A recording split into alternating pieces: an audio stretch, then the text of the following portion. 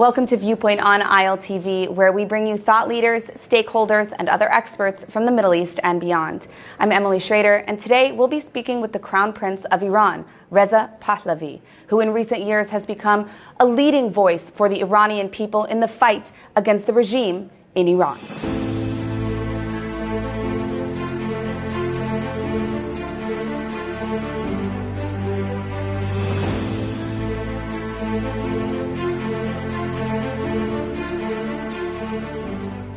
Your Highness, it's an honor to have you with us. The Crown Prince of Iran, Reza Pahlavi, thank you for joining us today. Now, I want to start by asking you, there's a lot of people speaking about the Gaza war, but the agenda of the Islamic Republic, of course, extends far beyond just Israel and their terror proxies. Do you think that the West understands the nature of the Islamic Republic? And if not, how can we help educate them? Well, the most important factor in understanding the nature of the regime is look at its behavior and consistency in its behavior ever since its existence. The DNA of this regime is the complete opposite of the desire and aspiration of Iranians who, let's not forget, were the first hostages of this regime. And it has always tried to use Iran as a launching pad for their ideological indoctrination of the rest of the world and exporting this ideology. In fact, their military branch, the IRGC, is mandated to help them export this ideology all the way across the world. And of course, the proxy war is also one way that they keep the focus away from themselves, engage in regional conflicts, and the regime has always fomented instability in order to keep itself in power, repression at home and conflict abroad. So I think if you look at the past 40 years, and my biggest criticism of the basic flaw in Western governments' analysis or policy vis-a-vis the regime was because it was based on a false premise of behavior change as a goal. And if you look at everything that followed, whether they were using diplomacy or strength in terms of carrot and the stick approach, as we say, and it was based on behavior change. Whereas we have always argued that the only solution is actually an end to this regime and not expecting any behavior change from them. So I think by the passage of time, it appears like this understanding is becoming a bit clearer. But is it necessary to simply understand? I think the next steps have to be taken. You cannot expect for this evil regime to disappear by itself. You need to actually put an end to it.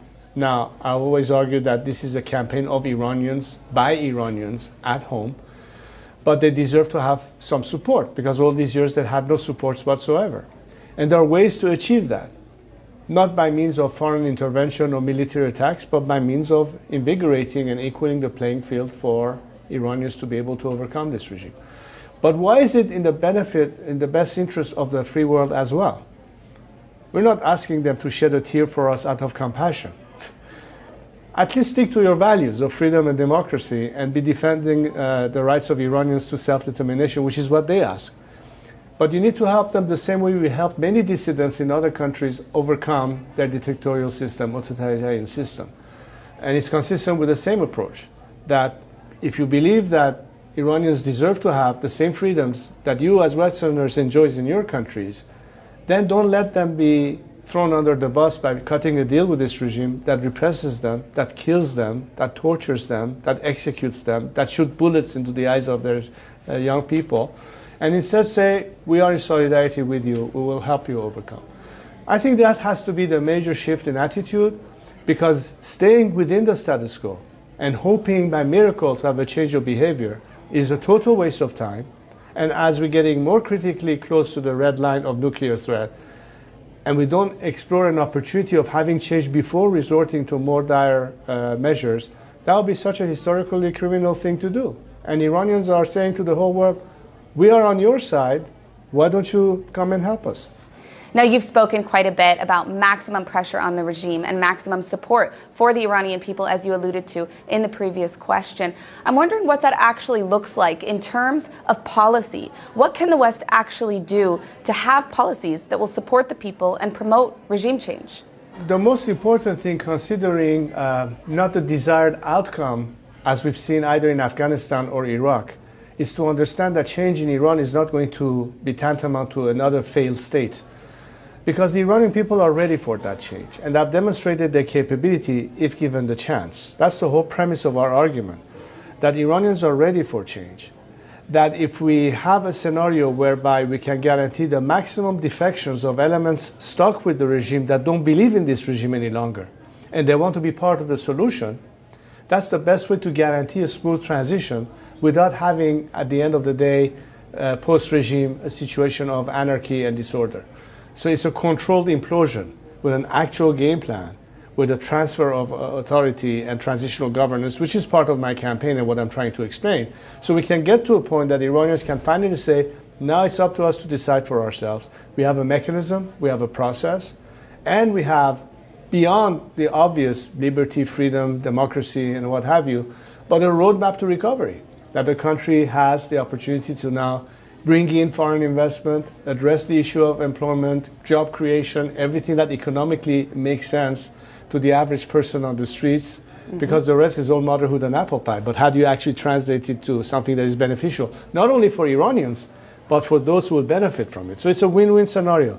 That makes much more sense than hoping that this regime, with its corrupt mafia in charge, continuing its proxy wars, is going to offer any better solution than it had in the past 40 years.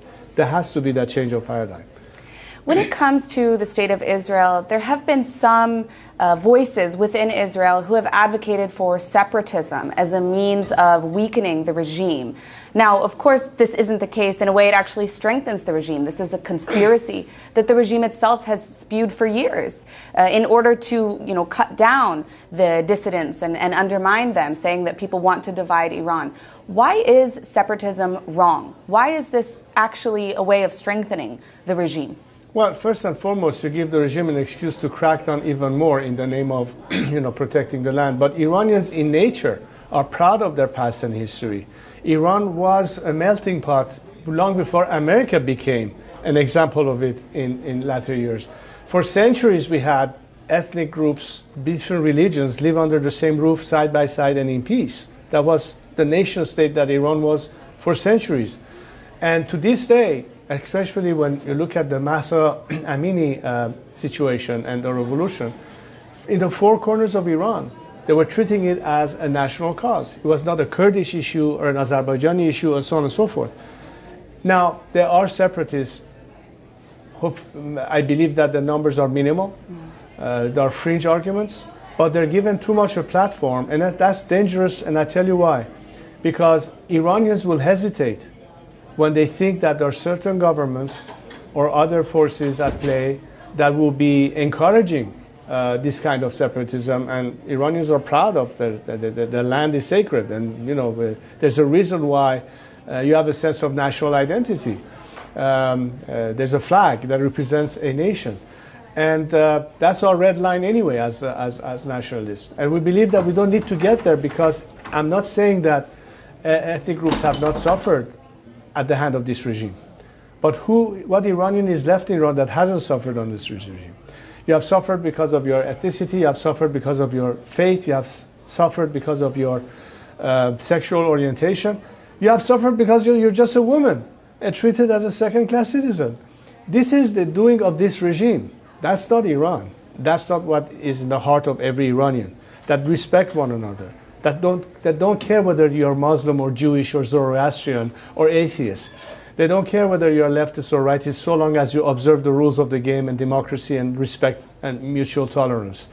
This is part of our, I think, to some extent, culture that was completely devastated by this regime. So I think the guarantee in terms of having equality and end to any kind of discrimination rides solely on what we think is this formula, which is a secular democratic system replacing this autocratic religious dictatorship.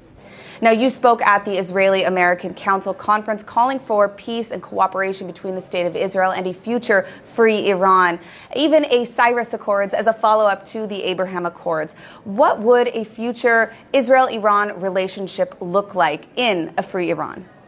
A true strategic partnership in the best interest of not just the two countries, but our entire region. Look at the challenges that we face. Not just the region, the whole world does. climate change, economic issues, water shortages, which is a major issue now as far as Iran is concerned.